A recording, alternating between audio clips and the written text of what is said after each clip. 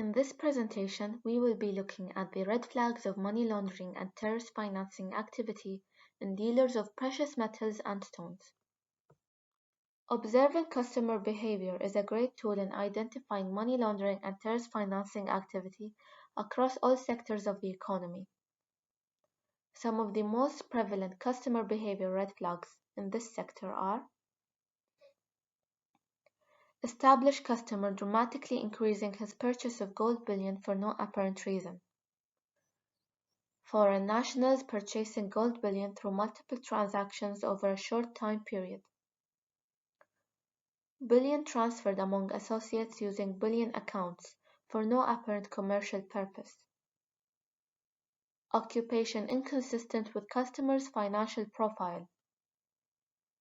Customer buying gold bullion and using a general post office or private service provider's mailbox as their address, without listing a corresponding box number. Unusual pattern of bullion transactions, and the nature of the transactions are inconsistent with the customer profile.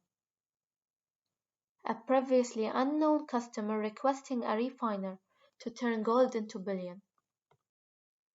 Company behavior red flags. Changing the business name of entities registered to deal in gold. Registration of a trading company in a tax haven, even though its business relates to another jurisdiction. Numerous sole proprietorship limited companies set up by seemingly unrelated people, but controlled by the same group of people. False addresses are used to register such businesses. The use of a corporate structure of shell companies located across the jurisdictions. Significant number of companies registered to one natural person.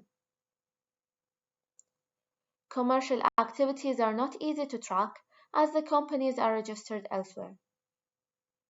No clarity of how the company transports the merchandise it has bought.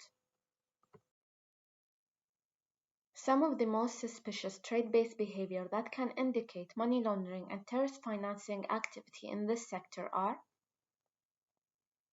cash payments for high-value orders are an indication of trade-based money laundering activity. The misclassification of gold purity, weight, origin, and value on customs declaration forms.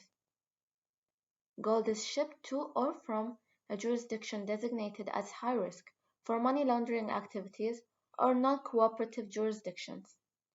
Gold is transshipped through one or more such high-risk sensitive jurisdictions for no apparent economic reason.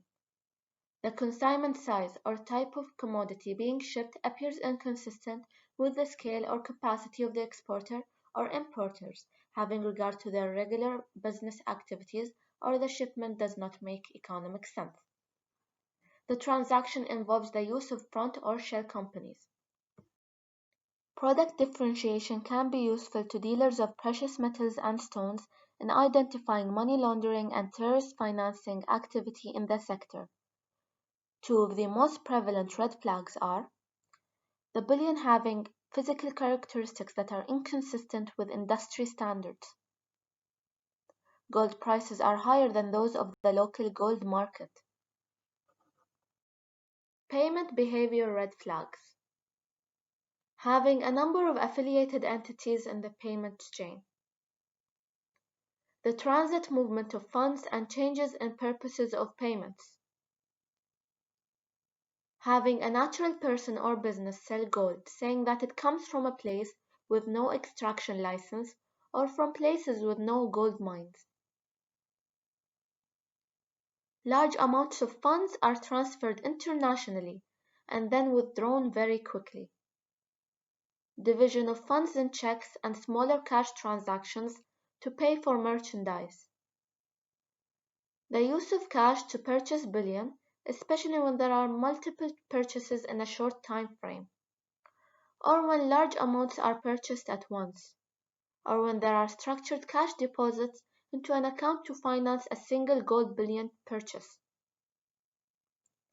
Transactions between domestic buyers and sellers with sales proceeds sent to unknown third parties overseas. Gold mining behavior red flags. production and commercialization of gold by a person or business without a license, an ethnic community hiring a third party for the entire operation of the mine, licensed mines where the production has decreased with no apparent explanation, the development of mining activities using machinery and equipment that is not in accordance with the characteristics of artisanal mining, the development of mining activities without compliance with the administrative, technical, social and environmental regulation, the development of mining activities in prohibited areas,